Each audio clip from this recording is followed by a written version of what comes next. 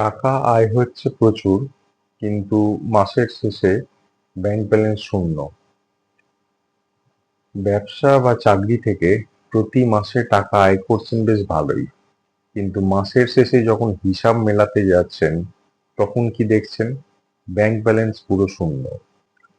জলের মতো টাকা আপনার জীবনে আসছে ঠিকই, কিন্তু মাসের 15-20 তারিখ পার হতে না হতেই এমন কিছু আকস্মিক খরচ চলে আসছে যে জমানো টাকা কর্পূরের মতো উবে যাচ্ছে।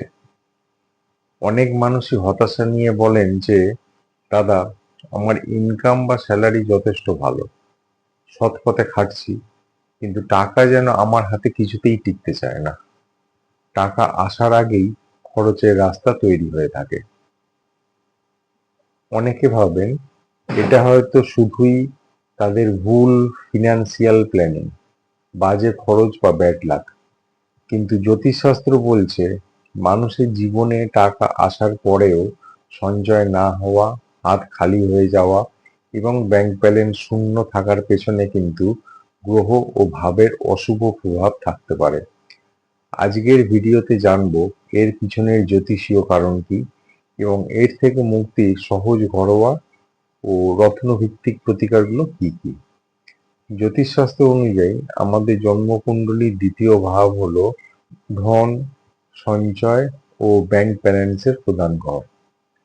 আর দ্বাদশ ভাব হলো ব্যয়, লোকসান এবং অকারণ খরচের স্থান।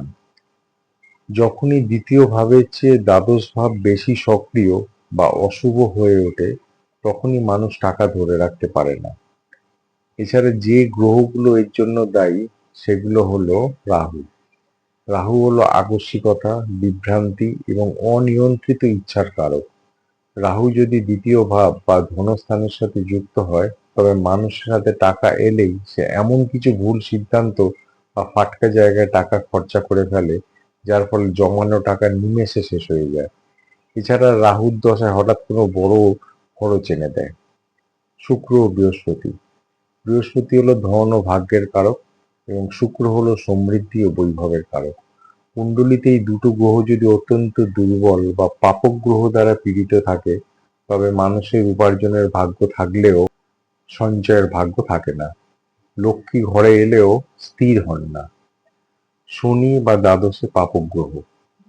দ্বাদশ ভাব বা খরচের ঘরে যদি শনি বা কোনো ক্রূর বা পাপক গ্রহ বসে থাকে, তবে মানুষের জীবনে অনবরত এমন কিছু খরচ আসতে থাকে, যেমন হঠাৎ রোগ ব্যাধি বা গাড়ির পেছনে খরচা বা কোনো আইনি ঝামেলা, যা মানুষের জমানো মূলধনকে টেনে বের করে দেয়। তাহলে এই উপার্জনের পরেও পকেট খালি থাকার অভিশাপ এবং অকারণ খরচ থেকে মুক্তির উপায় কি?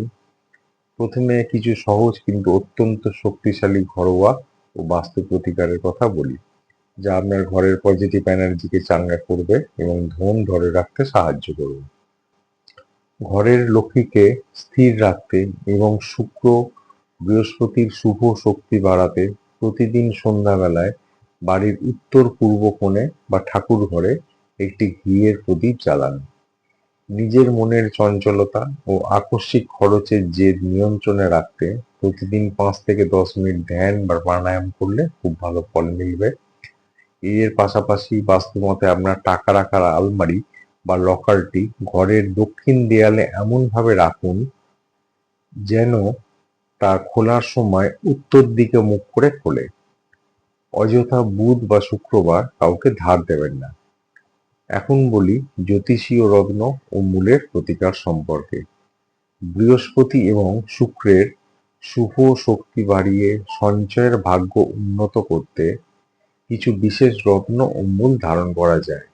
আপনি যদি মহারত্ন ব্যবহার করতে চান, তবে সঠিক ফিনান্সিয়াল ডিসিপ্লিন ও ব্যাংক ব্যালেন্স বাড়াবার জন্য বৃহস্পতির জন্য পোগরাজ এবং আর্থিক সচ্ছলতা ও ধন আকর্ষণের জন্য শুক্রের জন্য হীরা বা ভালো কোয়ালিটির জারকন ধারণ করতে পারেন। যাদের বাজেট কিছুটা কম, তারা উপরত্ন হিসাবে পোগরাজের বিকল্প সোনালী টোপাজ এবং শুক্রের জন্য ওপাল ব্যবহার করতে পারেন। আর যারা রত্ন করতে চান না, তারা বামুনহাটি মূল এবং রামবাসক মূল ধারণ করতে পারেন।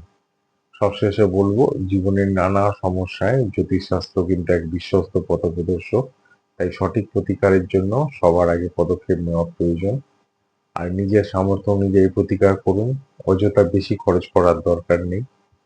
আপনার জন্ম তারিখ, সঠিক জন্ম সময় এবং জন্মস্থান আমাদের হোয়াটসঅ্যাপে লিখে জানান।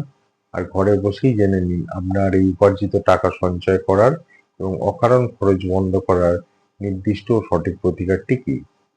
আজকের তথ্যগুলো কেমন লাগলো কমেন্ট করে জানান। ভিডিওটি ভালো লাগলে লাইক ও শেয়ার করুন। আর এই ধরনের আরও ভিডিও পেতে আমাদের চ্যানেলটি এখনই সাবস্ক্রাইব করে রাখুন। দেখা হচ্ছে পরের ভিডিওতে। সবাই ভালো থাকবেন, সুস্থ থাকবেন। নমস্কার।